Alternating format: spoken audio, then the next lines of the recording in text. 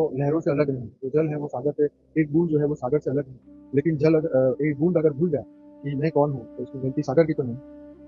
तो ऐसे ही जब वही जो एक बूंद है, जब वो अनुभूति कर लेता है कि मैं सागर हूँ, तो वो उसी की अनुभूति, वही ऊर्जा को वापस प्राप्त करता है।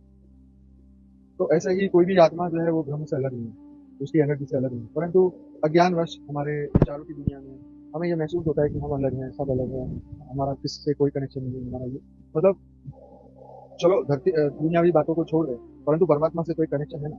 उस परमात्मा ने तो बना के मतलब बनाया है, उसने ही संकल्प किया और उसी की रचना हम।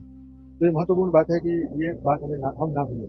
हम धरती पर आए तो हैं कर्म बंधन पर्पस से आए हैं। धरती पर जो भी आत्माएं आती है पर्पस से आती है, या तो अपने कर्म बंधन से आती है, या तो अपने दुखों को भोगने आती है, इच्छाओं कामनाओं वासनाओं को पूरा करने आती है, या तो एक पर्पस से आती है।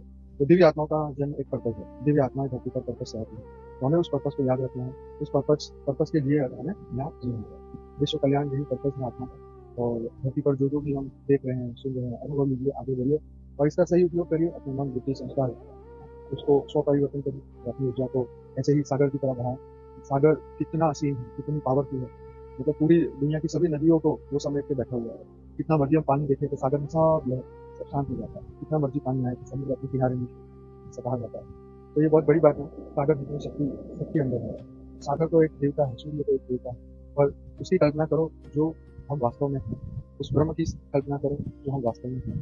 तो मनुष्य देह में करना इसलिए मुश्किल है क्योंकि मनुष्य देह का हम बहुत अनुभव, लेकिन जिस दिन हम आत्मा का अनुभव बहुत करेंगे, हम अपने आप को परम आत्मा का अनुभव करेंगे, हम परम परम आत्मा, तो हमारा अनुभव चेंज होगा, हमारा मन बुद्धि संस्कार अपने आप चेंज होगा। यही चीज है, नेचर हमें सिखाता है।